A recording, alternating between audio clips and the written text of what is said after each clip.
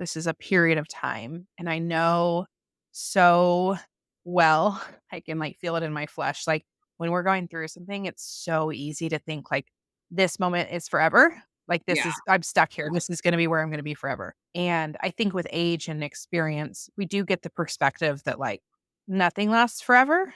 So this will not be forever. Hi, I'm Cheryl Medeiros. And I'm Colleen Hungerford. And this is We're Doing This Right, right? A podcast for the whole woman, mind, body, soul, and business. It's humor infused, as real as it gets, inspiring, and you'll walk away with real usable tools for life and business. If you love what you're hearing, please share with a friend, subscribe so you'll never miss an episode, and rate and review whenever you listen. So find your earbuds, lace up your walking shoes, or cozy up with a beverage of your choice. It's time to dig in. Welcome back, friends. We're doing this right, Colleen? Yeah, man, we're doing it right. Sometimes. We're having technical difficulties this morning, but it's fine. We're Totally still fine. really cool. Yeah, Welcome back. So we're pivoting. Talk over each other Pivoting today. this morning. Go ahead, Colleen. Take it away. Well, clearly we're just really in sync because we are going to say the exact same thing at the same time. I was just going to say we are going to talk about real life entrepreneurship today, right? And I was talking to I had my Inspire Her Indie call this morning, and we were talking about morning routines, but one of the things that came up was that entrepreneurship is more than a job, obviously, and entrepreneurship is more than like quote unquote running a business, because every single aspect of your personal life and your business life affects the other, right? Like as much as you want to try to separate those things, especially early on in your business as an entrepreneur, though that does not exist. And so we're just going to be real and talk about today the things that are happening so that we're not the people who are like, everything's great, everything's fine, look at all these amazing things we're doing and it's all peaches and roses and ice creams, right? Yeah, that's not real, you guys. So the Medeiros, the Cheryl end of this podcast, has had a rough month. Yeah. And we lost our au pair. She decided that we weren't the right fit for her, so she moved to the East Coast. That's a major pivot. And like many families that I know, the mom's life is the one that changes when something like that happens. Yeah. And it's like the pros and cons of entrepreneurship. Like I work for myself and all of my clients. I get to pivot and spend the time with my kids and work shorter days so that my children have childcare. And I get to only work about 5 hours a day right now, because by the time I've dropped everybody off and then it's time to pick everybody up. And those of you who know me know that like I like to do a zillion things. There's not a lot of time in 5 hours, it turns out. It's not. Not a lot of time. So I have had many people give me insight that has made me feel better about this moment of time that I'm in. One friend told me, and you guys have met her, Bonnie Perry. She subbed for Colleen one day, and she said, Cheryl, anything that's ever happened that has required me to spend more time with my kids has never been a bad thing. I love And that. that was a really positive spin. Secondly, I get to still work 5 hours a day. Like I've worked that out. So I get to still work 5 hours a day. Alex is taking the brunt of the parenting on the weekends so that I can catch up on things that I haven't been able to do. It is just a season. This is not forever. This is a period of time. And I know so well, I can like feel it in my flesh. Like when we're going through something, it's so easy to think like this moment is forever. Like I'm stuck here. This is going to be where I'm going to be forever. And I think with age and experience, we do get the perspective that like nothing lasts forever. So this will not be forever. Like I think back to August, my oldest baby, when she was born, she had colic. And I was like, for sure that that was the rest of my life. And I Yeah. didn't have the perspective to know that like she'd be a running, jumping, laughing, screaming, learning to read 6-year-old one day when I was going through that. Where when my third child, who was again colic, because the Medeiros got super fucking lucky with 2 colic children, I knew that it was just a blip on the radar, Yeah. and that perspective carried me through. Where with August, I was like beside myself, not well. So I know that this is not forever. It adds a tremendous amount of stress to my life to like have to pivot and find secondary childcare to like plug the hole. And then now I'm trying to find new childcare. And because I love the au pair route, it's affordable and it's what has really worked for my family. We're matching. I have 3 kids, second year au pairs. The ones that have already been here for a year don't want me. 'Cause Oh, they work 40 to 45 hours and they have 3 kids, and second-year au pairs, like, kinda get to be choosy because 'cause they're the best of the best, they already have experience, so, anyways, that means I have to match out of country, which that's like an 8-week turnaround by the time I find the au pair that I want.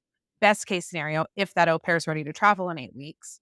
So, just, like, real a lot of unknowns over here right now, but I think yeah. we're getting close. I think we're getting close to matching, and there's an in-country au pair with, like, 3 months left that might be willing to come to us to, like, bridge a gap, so, yes. So that was one thing. So Yeah. that's one thing that the Medeiros have It's a been big dealing with in thing. the last part. Yeah. It's a big thing. It's a big thing. There was a lot of tears, a lot of stress, a lot of trying to figure out how this was gonna work.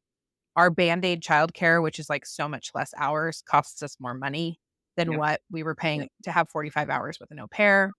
So it's just a lot of stress. Let's see. My doggy died. Mhm. We were ready, as ready as you can be, but Yeah. still heartbreaking. Yeah. And then also going through that with children for the first time and watching the effect that has on them is really hard. My oldest took it very hard. Like the vet cried with us because Aw. my oldest was just like such a mess. And then my middle one, um, was fine until we started burying her, and then my Oh my baby, my 3-year-old just didn't get it, and she's like, well, like, Macy's sedated and getting ready to go to sleep because we were fortunate enough to do it at home. She's, like, shaking a bell in Macy's ear and, like, pulling on her tail, oh god. and oh, You're and like, I was "Ah!" like, "Oh, well," I'm thinking to myself, "Macy, it's quiet where you're going. Take me with you. Yeah. It's gonna be quiet there. You'll be happy." That was interesting, and then we had, unfortunately, a week and a half later, while Animal Kingdom's energies were all off, our other, like, pre-children inside dog, like, our other baby wandered off, and he's been gone for over a week, and he's 20 pounds, and we live in the middle of nowhere, so we've kind of given up hope that he's coming home. So we just really the blows kept coming over here. A lot to deal with. You know what? I was telling David about how your dog Jack like went out, and he was like, "Do you think he went to go look for the other dog?" And I was like, "Oh That's what my everybody god!" has said. I was like, "Oh my god, that's I don't know." I think he had closure because he laid on her while she was going to her final rest. I think he Oh, knew that. But I do think so we have 2 outside dogs, we live on the property, we've got the goats and the sheep, and we have 2 Great Pyrenees whose jobs are to, like, protect the herd. They when both of them are out of a cage at once, cage is probably, like, gonna get me in trouble with PETA, but, like, a pen or whatever, they wander off, the 2 Great Pyrenees together. They'll be, like, 6 miles from the house. It's oh wow. crazy. But if only one of them is out of their cage, they don't leave. However, Jack and one of them on Wednesday of last week, they went to the bottom of the driveway, found stray cats were barking on 'em. One of my neighbors called me. They came home though Wednesday. On Thursday, they did it again. So I think like Jack and Margarita now with this like imbalance of animal kingdom power, like Jack decided he was going to be one of the big dogs and do that too, Mm. where he's never done that. We lived here for 3 years. Yeah. So he went with her and she came back and Mm. he didn't. So my mom gave me some perspective on that, and he's a little hunter, he's a terrier, so she was like, "You know, Cheryl, like, he went out doing what he loved, which was hunting, Yeah. and that made me feel a little bit better." And then I just threw, like, a surgery on top of that this week also, Yeah, you man, guys. you So really like so when I'm we were doing this one talking, from bed. I was just like, "You know what, Cheryl? This is the metaphor of like your room gets messier before it gets cleaner." Like I was like, there's something really big and amazing that's in the works. This is a My lot. room's gonna be super clean soon. Your Yeah. room's like gonna be And like, I have to be honest. I was like, "Do I wanna test the universe by going under general anesthesia this week?" 'Cause shit, that's not been great. but you're here, you did But it. I made it. Yeah. I made it. I'm fine, you guys. I'm on the other side. I had a uterine ablation. For men, stop listening for a few seconds. We're gonna talk about womanhood, but I had a uterine ablation. So after having my kids, my cycles were very, very heavy. And I do not like to be on birth control. It really affects my moods and my swings, if you will. Yeah. And so I tried it for a few months and I was right to not I don't wanna be on birth control. So my mom and my aunt had this procedure really successfully done. And so I did it. So what they do is they would just like cauterize your uterine lining so that you really won't bleed anymore. You'll Okay. still cycle, you'll still have your periods and your hormones and stuff, but like without any birth control. So without any synthetic hormones. So fingers crossed it's gonna go well. It was a lot more painful than I anticipated it was gonna be the day of, Mm. but now I'm fine, just a little crampy. So for anybody experiencing that, there are options. So to Is that your a additional is that a considered like a birth control method she or no? says no. She's like adamant no. But I mean, I have to think, listen, I'm not a doctor. I'm in sales. I have a business degree, not a medical Disclaimer. degree. Disclaimer. But I mean, isn't I mean, I'm super ignorant here, but, like, when you get pregnant, doesn't the, like, egg and sperm attach to the uterine lining and then work its way Yeah, it up, has to like, to implant. where it's supposed to be? Mhm. So, I have to think, like, if there's nothing to grab onto, like, how it has to be some form of birth control, but it is Oh, not our birth control method, so it doesn't matter for me. yeah. But she was adamant to say, like, "This will not keep you from getting pregnant." And I was Okay. like, "Okay, well, I've got something else in mind for that. Don't worry." Castrated my husband a few years back, we're fine. Yeah. Castrated's a strong word. It's not exactly the same. It's not the Not same at all. exactly the same, but if he keeps up the behavior, then we might do it. We might go all the way. Just kidding, Alex, I love you. He stopped listening, you guys. We only have 2 male listeners now. I think it might only be Jason. I don't think David listens anymore either. And I They're think Jason tired of her. is like only sometimes. So whatever. Do what you want, guys. So now in the realm of like we're talking about like, okay, you're having all of That was these a like lot of life in the last 4 weeks. a lot of life in the last 4 weeks. And like this is one of those times when we talked about work life balance or whatever, where we talk about like there is no balance. Like sometimes life happens and your work, I don't want to say suffers, but kind of like you just can't do it to the same level that you were doing it. Right. And then there's been plenty of times in your life where your work has been very successful and sometimes stuff at home is like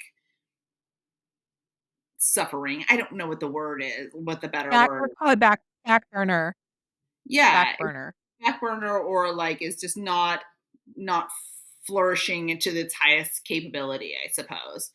So it's like I think that is really important for and thank you for sharing all of that because that a lot of that is like obviously very personal and emotional and makes you very vulnerable. But like these are the things that we want to talk about with people and these are the things that we want every woman and for people, for men maybe that listen to our show to understand that like so often people say to you, Cheryl, and to me, like, I don't know how you do it all. And it's like, it's not pretty. Like Mm. it's messy sometimes, often, and I don't ever intentionally try to make myself, and you don't either, like make ourselves look like we're perfect. Like I did a video the other day on my Instagram where I like literally was wearing my skirt to a gala inside out and had no idea until I was at the gas station. I I was missed that one. Oh my God. And I've been wearing this skirt. I got this skirt and it's so cute. And I've worn it to a couple different things, literally worn it inside out the entire, every single time. Every single They time. were I think it was reversible, Colleen. You got a new trend. I was like, these rough seams are so trendy. You're But so hip. anyway, You're it's like so hipper hip. than the designer. I know. I am the designer now. Goodbye. But that's, but work still goes on, right? You still had clients, you still have, transactions, you still have to try to get more clients and do your newsletters and do all your work with your partners and do this podcast and do all the stuff, right? And I don't know like what else there is to say about that other than like I got it, some things to say. it's just all happening. You know what I mean? Like it's like okay, say it, say the thing. Okay. So 1, never have I valued a partnership more Mm, than when these types of things happen, because yeah, I can be like, "Colleen, do this. Rachel, do this." Like, the day after Jack went missing, I, like, barely functioned that morning, and then there was things that just had to get done, and I texted my business partner, Rachel, and I said, "I've got these 4 things that need to happen today, and I'm not going to do any of them. So I yeah, need you to just take it and do it." And she, of course, was more than willing, because when her life's on fire, I'm doing the same for her. So collaboration, partnership, somebody you can lean on, huge in entrepreneurship, yeah, like massive win. When somebody's dog goes missing, here are some tangible things that you can do to help them. yeah. Call the animal services for them. Call Mm, the emergency vets for them. Text them and say, "Hey, okay, give me your dog's breed, weight, any distinguishing marks. Is he microchipped? I'm going to call all the local people." Just do that for the person. Don't yeah, say, "Have you done this?" Just do that, because that person may not even be able to speak. If you're Cheryl, I like yeah, couldn't even talk last week. So, like, just do those things on behalf of somebody. yeah, Um, Make the signs, put them up, like, do that. Like, just do, don't ask. It's like with a new mom, like, don't ask what I can do for you. Just come over and yeah, tell them what you're going to do for them, and, like, get whatever information you need and then just do it. yeah, Because when somebody is in crisis, it's just hard for them to function. Um, okay, that. So partnership, and then just vulnerability and honesty with people. I would say that probably none of my real estate clients would have any idea that I had anything going on this week, because everything still got done for them, but it was very much like prioritizing what absolutely had to happen and then kind of pushing things off. And I think it's like the pros and cons of entrepreneurship. So if I were a W-2 employee working for a company and my life broke down in this way over the last couple weeks, like, I would have needed to probably still be in an office and, yeah, like, doing things, or I could have taken sick days and, like, just or really yeah, not thought about work, like, it would have gone either one of 2 ways, but, vacation like, days. You would have had to maybe take vacation days and sacrifice those or whatever. Like that's a lot yeah. more So it's challenging. like the pros and cons. It's like I'm juggling everything that needs to get done, because at the end of the day, it's end all be all with me Yeah, and thankfully my partner. But, like, so it's a lot of responsibility, and that's a big lift, but I'm not letting anybody down. I'm not, like, required to go somewhere and show up when I can't maybe physically do that. yeah, Um, so it's like the pros and the cons of it. yeah.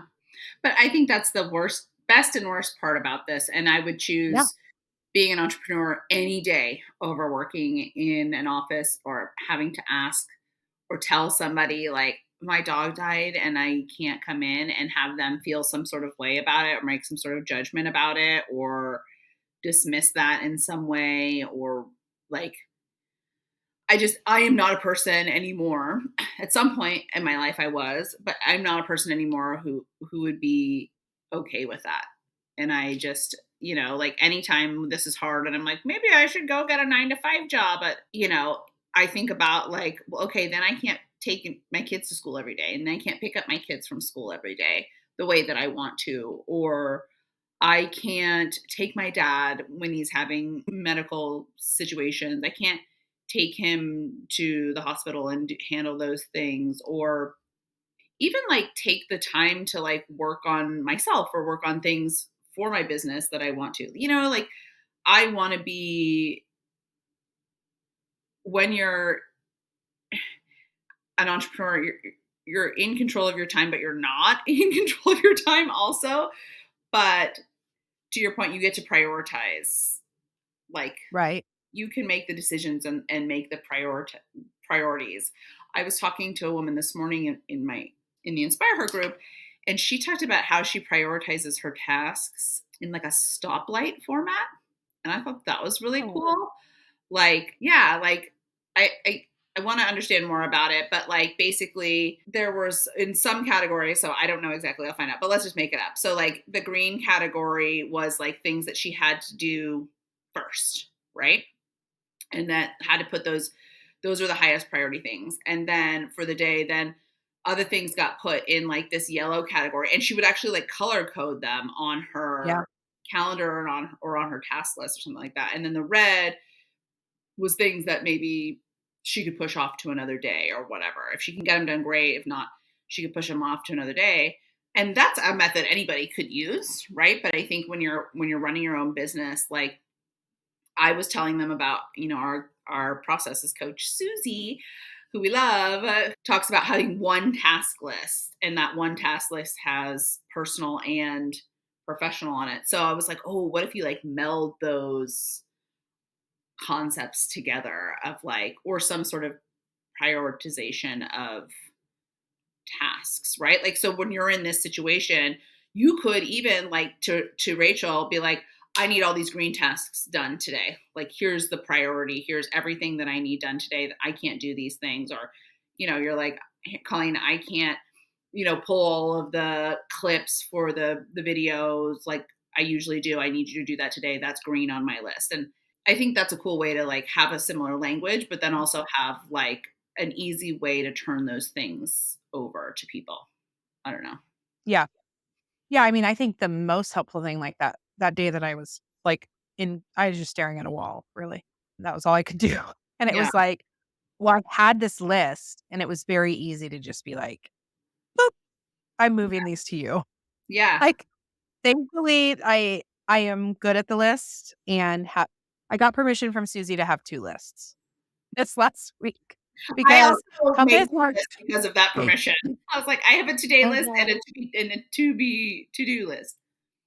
Well, and let me be clear, like, I have more than 2 lists, but I'm using Google Tasks as, like, Yeah. Oh, list right. This, hub where I've got, like, I'm doing this today. This is what needs to be done at some point for Inspire Her. This needs to be done for my real estate business. This needs to be done. Like, I've got, like, a whole and I move the priorities over to today. So I just got, like, a running list because we've talked a lot about, like, sometimes showers are dangerous because I'm in there and all of a sudden I've got 75,000 ways that I'm gonna, like, fix the world. yeah. And I like to put those down somewhere and get them out of my head. And then I can slowly move those over to like, okay, this is priority. This is priority. This is priority. But then Compass has like a very good way of organizing our tasks for transactions. Yeah. So I now have permission to use the Compass tasks for transactions and then the Google tasks for me. And like one thing that could be on my Google task list is like a reoccurring everyday check Compass Yeah. transaction task. Yeah. So that then are kind of working together in that way. Her idea behind having one task list is obviously so you don't lose anything, but also like the task switching between like different platforms, for instance, like it takes your brain so much time to like get back into focus when you Yeah. have to move from one place to another. So that is her methodology behind that or her reasoning. And I totally get it. Yeah. And I love Google Tasks and I love Compass tasks for what they are. So here we are. Here we are. Um, Yeah. Here we are, but it's working for me. And if you guys are I think this episode I'm gonna launch this episode this next Wednesday. So that afternoon after this one drops, you guys, we have our Second. second part of our Vision to Reality webinar series, which is like implementing your visions and Yeah. like executing to make sure that they can come true. And so we're going to talk a lot in that about the Google tasks and such. And that's another thing I'm thinking about, like when juggling life right now, entrepreneur, like calling and I schedule these live calls with people that we're so excited to share this information with, and then I lose my childcare and I'm like pivoting because it's 4 o'clock and I don't have extra help at that time. And I'm like, neighbor, can my kids come over and play at your house for an hour so that I Yeah. can have a webinar uninterrupted? And thankfully it worked. And next week I'll have to do the same similar pivot to figure that out. But Yeah, I mean, that's my kids, fine. I told you were yeah, you were like, at one point you were looking away. Yeah, my kids were literally, I have like French doors in my office that are like windows, and they're like looking like through the window, and I'm like, get out, like because my husband had to go pick up my daughter from horseback riding because I usually do it and he couldn't do it, or I couldn't do it. But these are just like that's just part of it, right? And if Well, my we're all doing it. yeah, that's We're all doing exactly it in one way or another. yeah. So if Everett and Jackson needed to run here during that webinar, I mean, we would have just rolled with it, like we would have just Seriously. rolled with Yeah. it because that's real life. And you know what's interesting in any kind of like partnership, like Cheryl and I have this partnership where the the partners can also have different things happening or different seasons happening at the same time, right? Like this month for me, work wise, has been really successful. Like, I've had 3 transactions in the last 2 weeks, which is like a lot for me. I don't particularly take on a ton of transactions because I'd rather do less transactions and give better quality care than just crank out a billion of them. But also because my business is still growing. But there was a lot of, so that was really good. And I put some systems in place and I hired, thankfully, right before this. And maybe because of this, I'm able to do it, a transaction coordinator, which has taken a lot off of my plate. And I think it was one of those things where and this is interesting because I'm also going to be hiring a virtual assistant. There's the moment where you're like, can I afford this? Does this make sense financially? But the work that I'm able to do now is exponential compared to what I was able to do when I was running all the transaction, which if you're not familiar with real estate, like there's a lot of paperwork and things like that that happens behind the scenes. And none of it is like complicated, right? But it does take a lot of time and brain space to like make sure all the people are coordinated, all the paperwork gets A lot of signed. T's to cross and I's to dot, Mhm. and, like, very specific documents need to be in files, Yep. and even just the process of, like, setting a single document up for signature is just time consuming, Yeah, and exactly. it's, like, has to be done on a computer, so you've gotta stop and be somewhere where you can, and Yeah. it's a pain in the ass, for lack of a better word. Like, I'm happy to explain those contracts to someone all day long, but absolutely somebody else should put the line where the person needs to sign and email that out for me, and then make sure, like, everything got initialed, everything got assigned, all the appropriate documents are in the file so that we're in compliance with what's required. Because a real estate transaction is a huge deal. Yeah, and it's a Huge legal deal. I mean, here Very it's a important. legally binding contract. So in the state of Indiana, the moment the buyer and the seller agree on a purchase agreement, it's not like this in every other state, but in all states it's different. Here it's a legally binding contract. So that's a big deal. In other states it's much easier to get out of putting an offer in and then being like, I don't really like the way the carpet is, so I'm out. But here it's very hard and there's money involved immediately, earnest money that's involved anywhere. But so anyway, so we want to have also another set of eyes and people who this is what they're doing all day long doing that. So that has been really helpful. And I've also been like in this period of growth kind of figuring out how to, I was trained a certain way in real estate and now I'm at a different place and they do things differently, not even just procedurally, but like how they work with their clients and treat their clients and talk to their client and whatever. And so I'm going through a little bit of a growth period of like, I was taught this one way and good, bad, or indifferent. Like there are other ways to do things. And that can be hard, like I'm just like, Change is hard. I'm like, oh man, okay. I thought, it's like when you think that you've got it all down, you think that you're really doing it. And this is again part of running a business and being willing to evolve and being willing to change is that like, there's things that I'm like, yeah, I really got this down. I know how to do this. I've run a bunch of done this a billion times now, whatever. And then somebody else is like, I think it's better if you do it this way. And I'm like, oh, I see what you're saying there. Okay. And again, that's their way, their position, their opinion. But I'm like, oh, okay. So it's like there's been a lot of my energy and brain space having to figure out like and evaluate like what do I want to keep from what I was originally taught? What do I want to add that's new?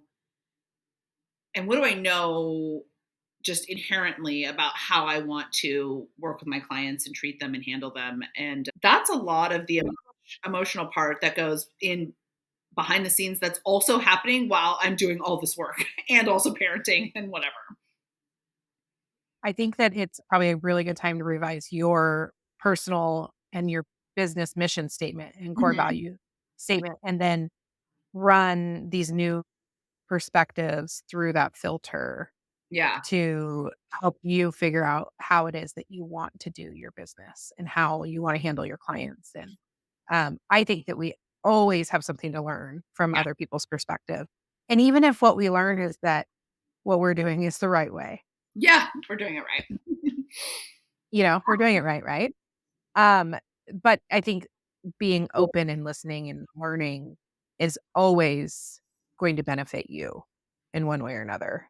I'm really having to like not take offense or not take this as like criticism, right? But Mhm. more like, okay, here's another, Feedback. yeah, here's feedback. Here's another way that you can do it. And it, it's hard. It's hard to, I am somebody who is really all in on something. I'm all in on my clients. I do my best. I work really hard for them. And I do stuff with confidence and with passion and then when somebody else is like, I don't know about that, not in a bad way, right? In a constructive way. Sometimes there's a moment where I'm like, ooh, what I did something wrong. Like, am I wrong about, like, did I do something bad? And it's like, no, there's just lots of ways. I've always said this business and entrepreneurship, and anytime you have your own business, there's so many ways to do a business. And that's the best and worst part about it is because you have to figure out what works for you. I wanna, like, give you a pat on the back for being open to seeing what other people have to offer in their perspective and their feedback, because that's hard. Yeah. That's hard to do.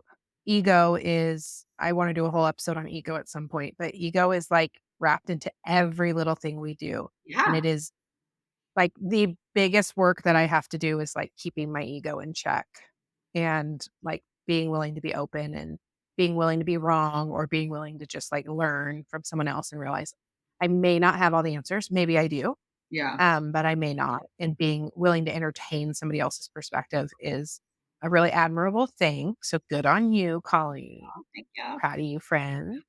Yeah. I'm going to tell you about this book I'm reading, but I want to touch on something else that you just made me think of is, and recognizing. So I had this transaction, this deal that I just put together really quickly. Like it went from like listing agreement to offer within like moments, right? This was a wild deal. I was so proud of you. It's like such a like not we're not for hustle culture, but like, fuck yeah, you hustled hard and Yeah. like, It was damn girl, your really connections are paying off. yeah, I mean, it was amazing. It was really one, a testament to like making relationships and people and really making real, true, genuine relationships with people. One, two, also really genuinely, honestly, and without shame, putting yourself out there and letting people know what you're doing and letting people know that you're successful and letting people know that you are good at what you do, right? Like there's so much shit people talk about social media, but I'm honest and genuine and real on my social media. And I also talk about real estate and I also post when I have deals and whatever.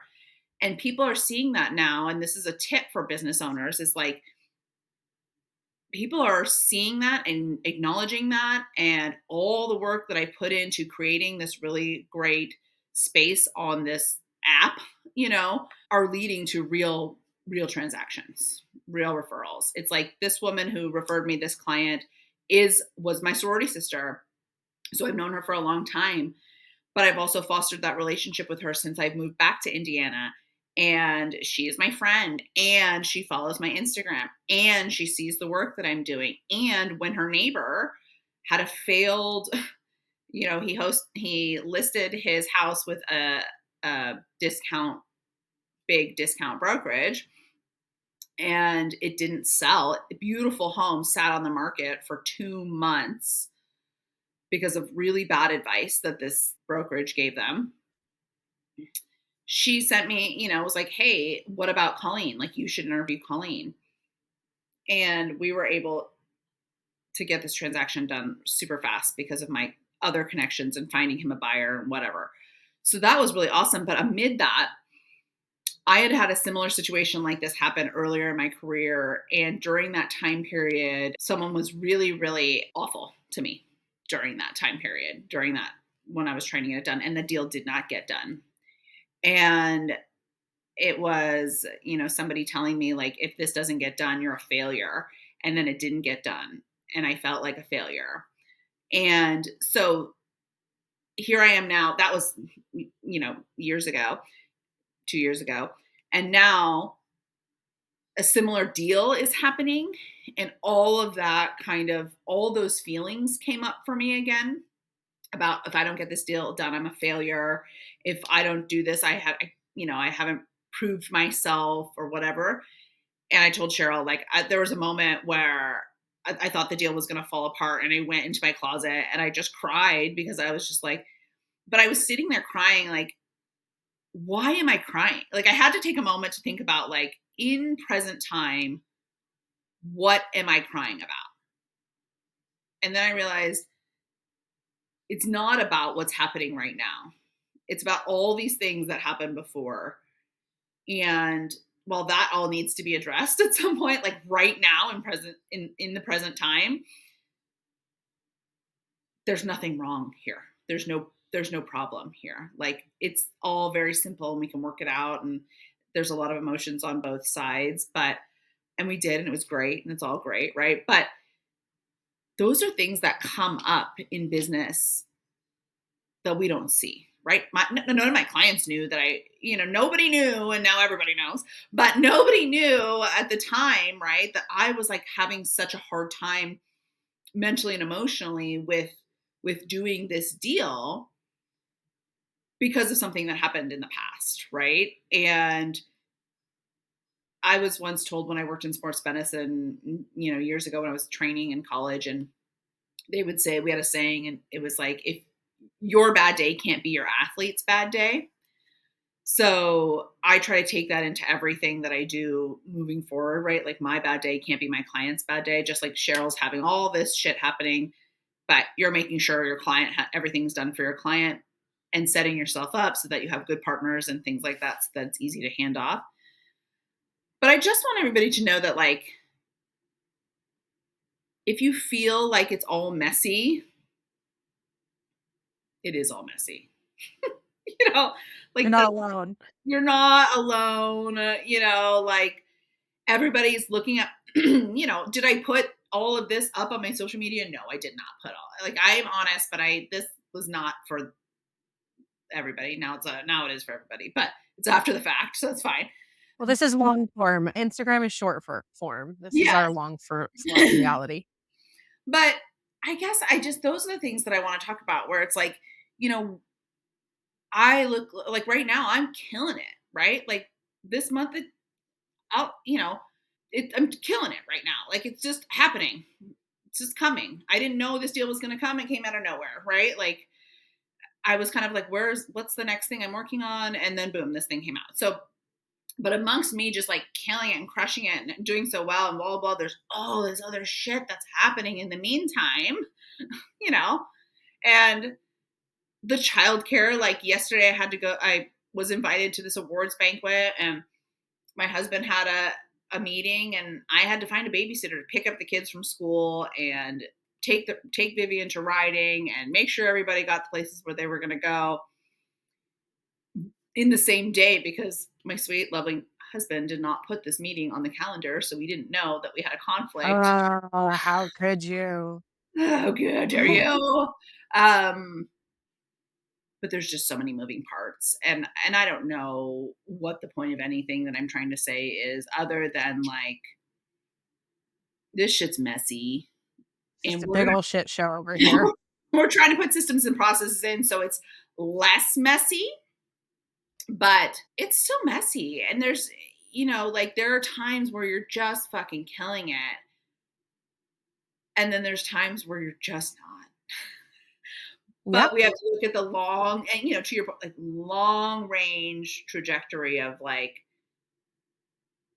look forward and look back, right? You always talk about like looking back on what you've achieved so far. It's like, when you look at your statistics, right, up close, everything looks really intense or not quite right. But then when you take a step back and you're like, oh,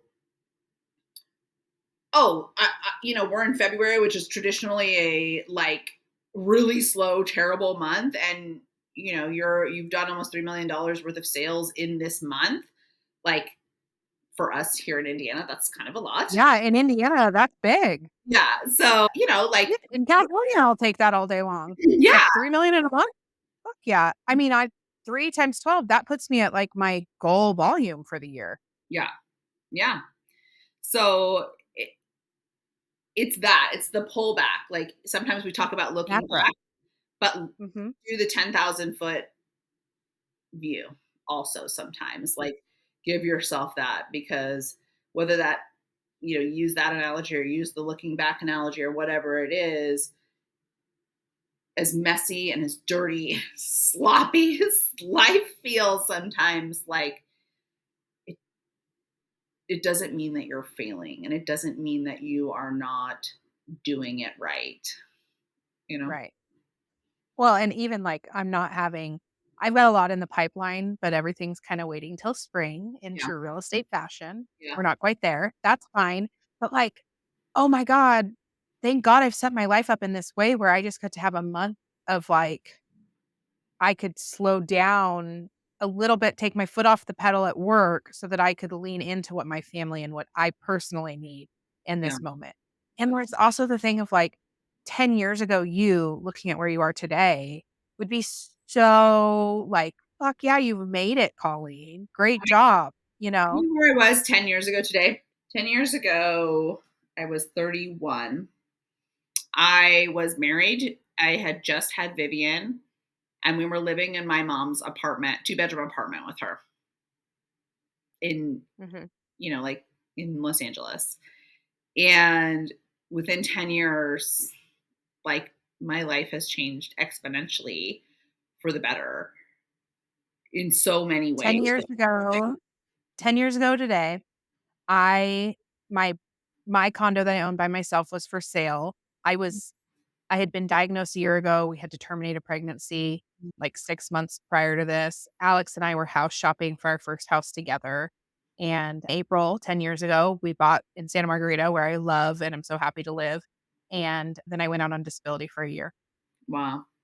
So, like, yeah, 10-year recap is crazy. Yeah, and And it's since then, I've had 3 kids, I've changed careers, like, all the things.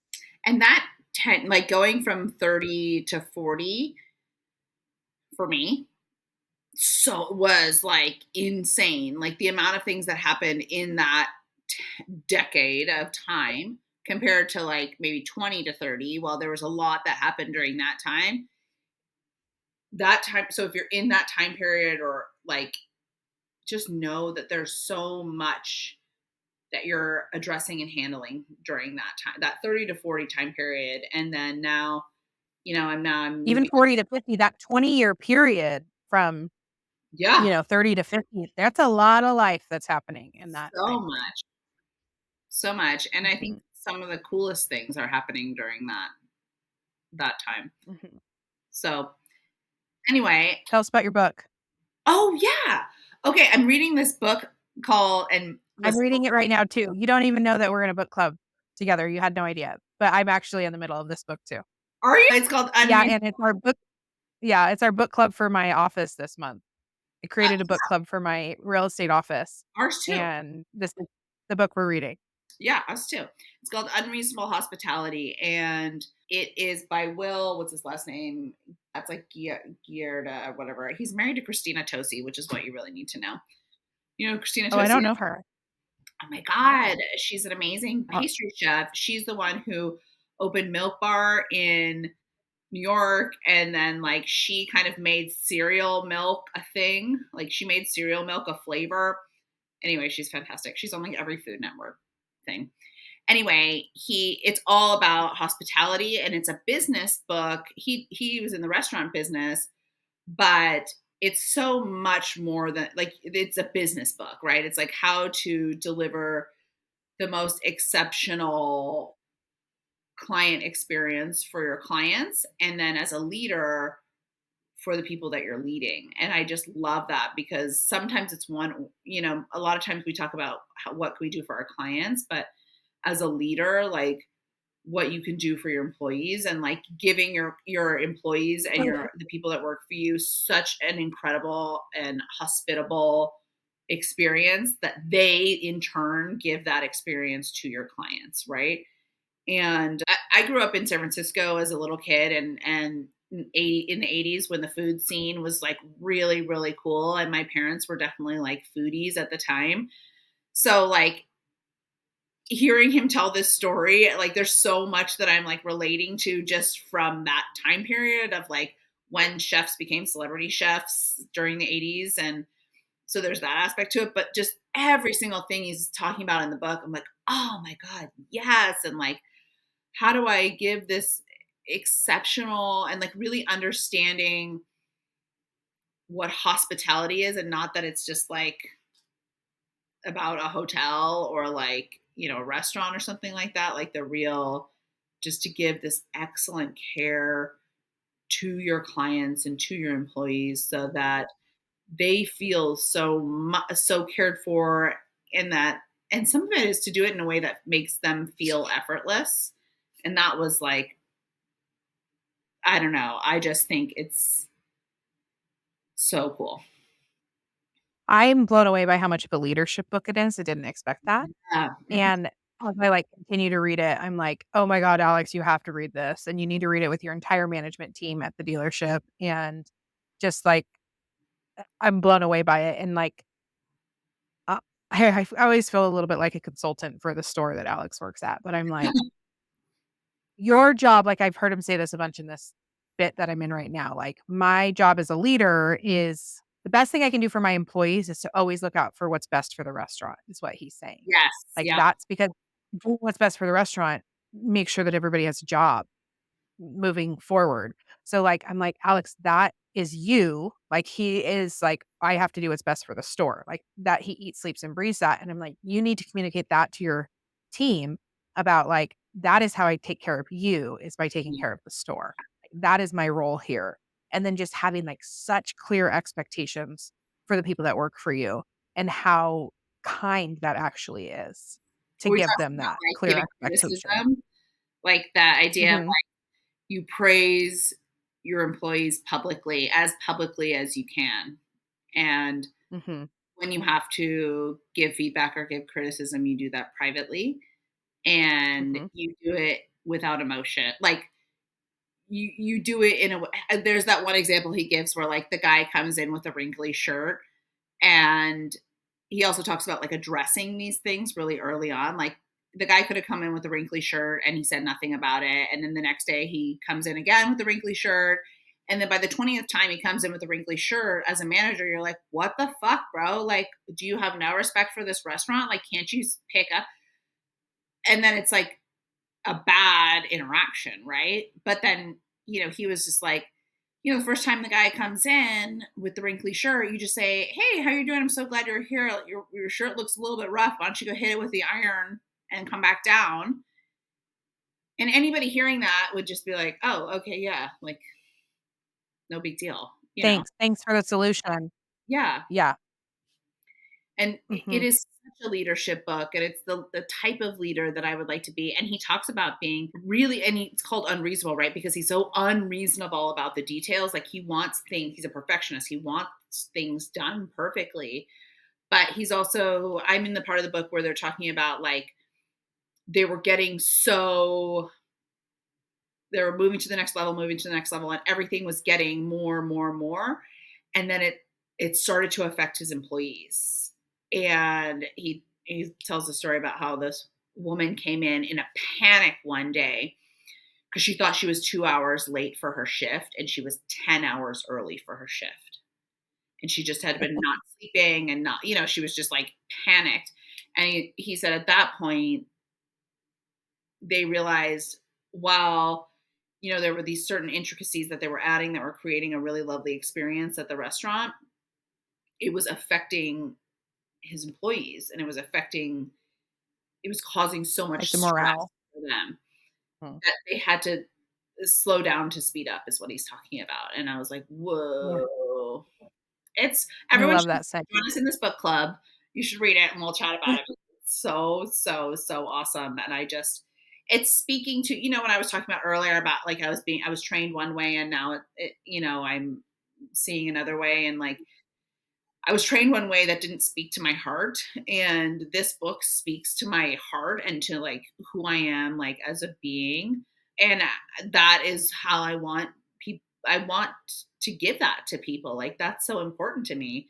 But previously it was like about numbers and about, you know, targets, and it was about transactions and negotiating, and all of those things are super valid, but I can do them in a way that makes me still feel good about my soul, like Yeah.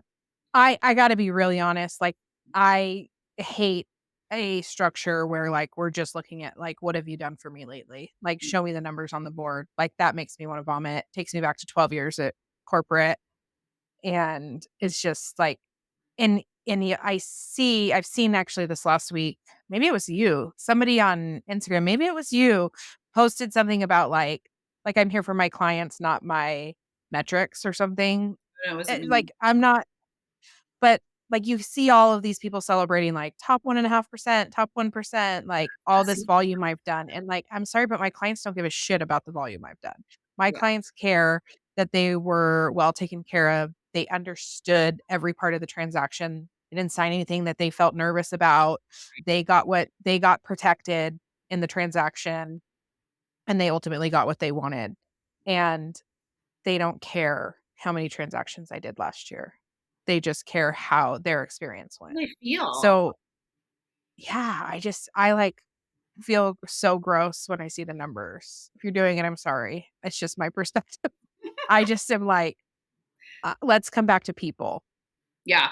There is a Greek word, and I'm probably going to pronounce it wrong, and I was going to try to bring it up. It's one of the loves, and it's the love of strangers, because Greeks are really, really hospitable, really, really hospitable people, and they take a lot of pride in that. And that word translates literally to love of strangers, but the translation is actually hospitality.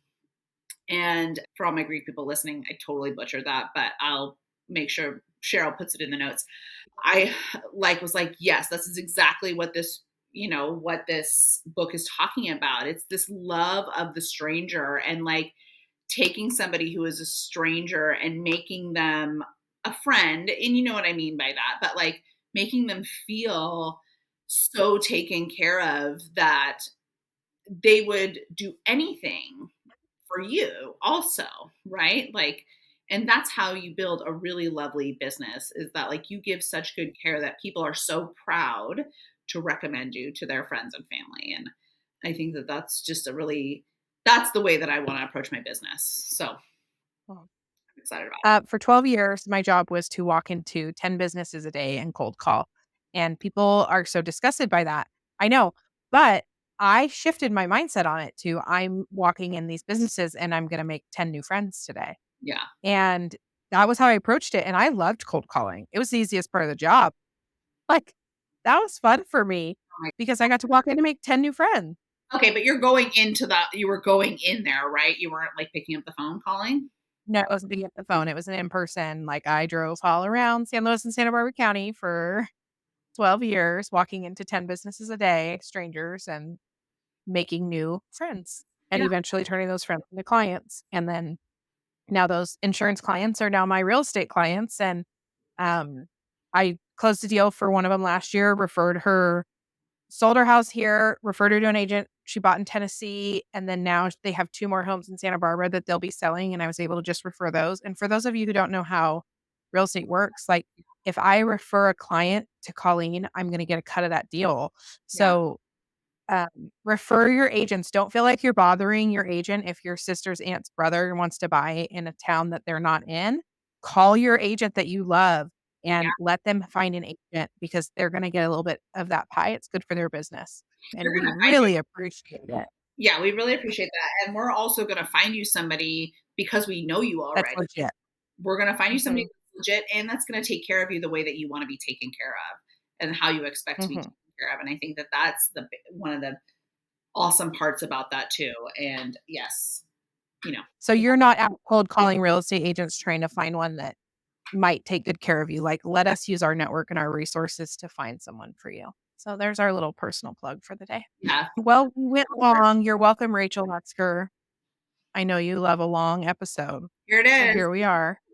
Okay, well, Okay. I just want to say that I love you, Cheryl, and I love all our listeners. And when we did the Vision to Reality, like it was so fun to see so many of our listeners like there and in person, and I was so excited about that. So another plug for February 28th, we're going to do the second part of Vision to Reality. Email us at doingthisrightpod at gmail.com if you'd like to get an invite to that. Even if you haven't done the first part, like it's fine. Just come. We'll figure it out. We'll catch you up. Anything else when you want to talk about? No, we're just trying to bring you guys everything you need to feel a hug and thrive in your businesses and grow. No. And we're doing it together and we're doing it right. Right? Right. All right. Bye, All guys. right. Bye, you guys. That's a wrap. Thank you for joining us on this journey of laughter, life, and growth. And remember, you're not alone on this path to success. We're right here with you every step of the way. Please remember to hit that subscribe button so you never miss an episode. And if you found value in today's conversation, we'd be thrilled if you would leave us a review on your favorite platform. Your feedback means the world to us. And don't forget to share this podcast with your friends, family, and anyone who could use a good laugh and some practical insight into navigating the challenges and triumphs of our minds, body, soul, and business. Remember, we're doing this right.